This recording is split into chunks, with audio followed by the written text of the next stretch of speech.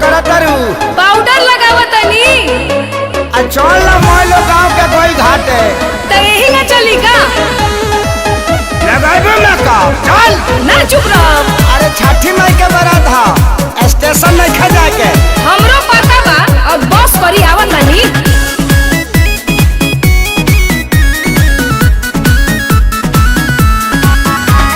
पूजा के सारा सामान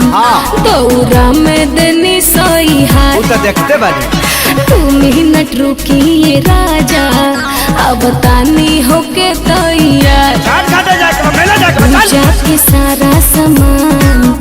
दौरा में देनी सही हार चला तुम ही नट रुकी राजा अब तानी होके तैयार भारी लगता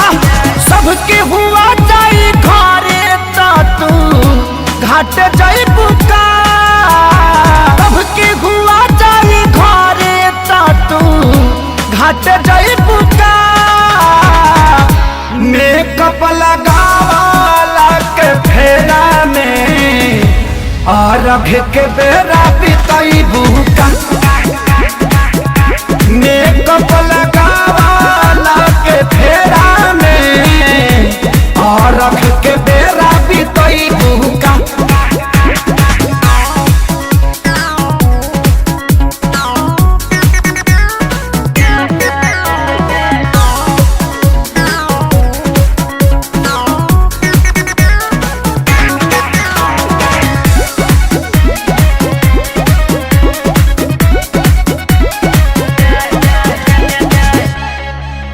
फुल नाइट में चेहरा के लाइट भइल बाटे नु जंगला से दी काहे बनी अगुताइल ऐसैया लगावे दी तनिका के रेम रेम रेम रेम भूखल बाड़ू छठ के बरतिया हे धनी बदल तू बापा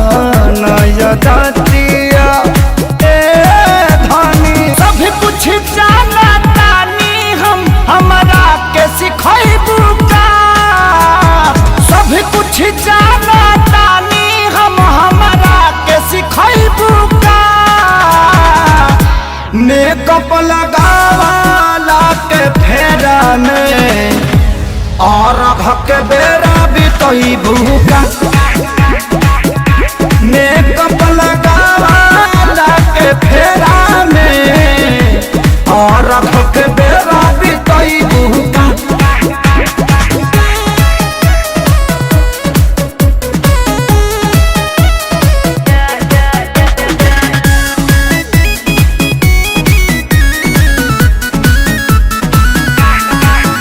ऐसे बोली न सैया खेसारी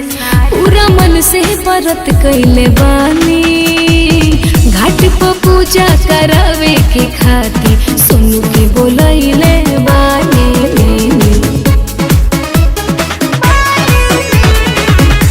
कहला पसाचिया चला गोता तहरा हो निकल पीरियंका तू जल्दी से बाहरा हो या तो राज देव नील कमल के लेट करई बुका या तो राज देव नील कमल के लेट करई बुका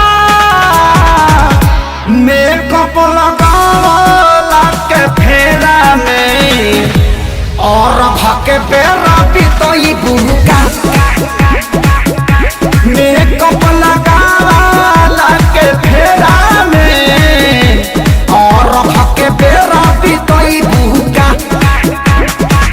मैंने सब सामान सरिया का मोड़िए पला दे के चल मेकअप लगावाला के फेरा में और के बेरा बितई बुका